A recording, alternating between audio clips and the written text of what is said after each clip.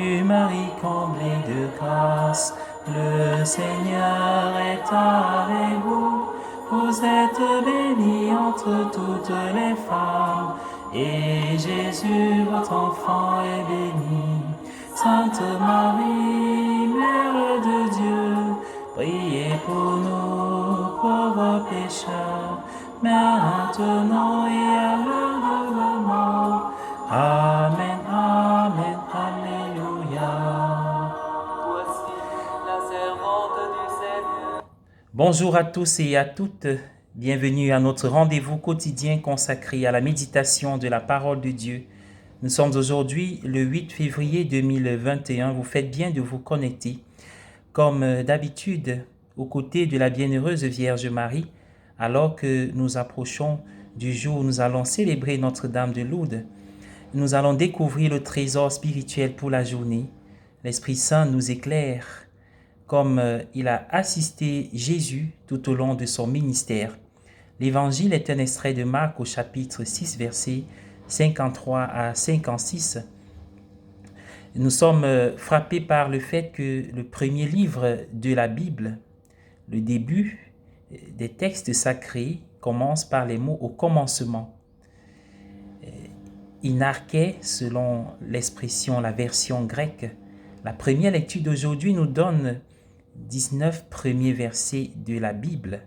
C'est une déclaration de foi en prose très élevée, presque de la poésie. Il ne s'agit pas d'une déclaration scientifique, mais religieuse. Dans ces versets, le peuple d'Israël exprime sa conviction que le monde créé, dans toute sa complexité et sa diversité, est fondamentalement bon, parce qu'il est venu de Dieu, qui est suprêmement bon, infiniment bon. Le ciel, la terre, les mers, la végétation terrestre, les deux grandes lumières du ciel, soleil et lune, reflètent quelque chose de la bonté et de la beauté de Dieu. Le ciel et la terre sont pleins de la gloire de Dieu, comme nous le disons dans l'une des réponses de la messe, comme le dit le psaume responsorial d'aujourd'hui, la terre est pleine de tes richesses. Dieu vient à nous dans et à travers sa bonté, à travers la création qu'il nous donne.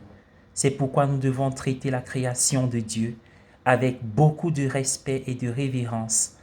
Si le monde créé révèle la bonté et la gloire de Dieu, l'expression la plus complète de cette bonté et de cette gloire de Dieu est Jésus, le Fils bien-aimé de Dieu. Jésus est l'apogée de l'œuvre créatrice de Dieu. Si les gens ont souvent été attirés vers Dieu par la bonne création de Dieu, ils sont attirés vers Dieu plus puissamment par son Fils Jésus. L'évangile d'aujourd'hui décrit l'extraordinaire pouvoir d'attraction de Jésus. À peine Jésus était-il sorti du bateau avec ses disciples que les gens accouraient précipitamment vers lui, venant de toutes les campagnes, les villes et les villages, les malades, les personnes désemparées, brisées, fatiguées, exclues, étaient particulièrement attirées par lui. Nous sommes attirés aujourd'hui par Jésus qui est le visage, la manifestation de la bonté et de l'amour de Dieu. Dieu continue à nous attirer tous à lui par sa bonne création, mais plus encore par son Fils bien-aimé. Jésus a dit un jour, « Quand je serai élevé de terre, j'attirerai à moi tous les hommes. » Notre vocation est de nous laisser attirer par Jésus. Amen.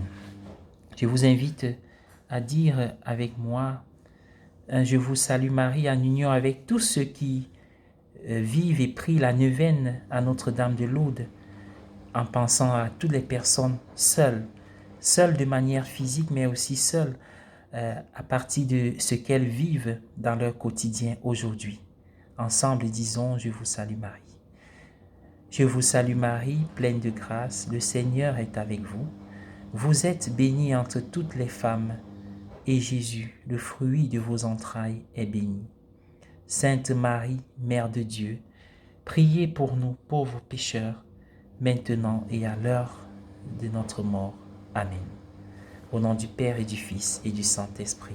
Amen.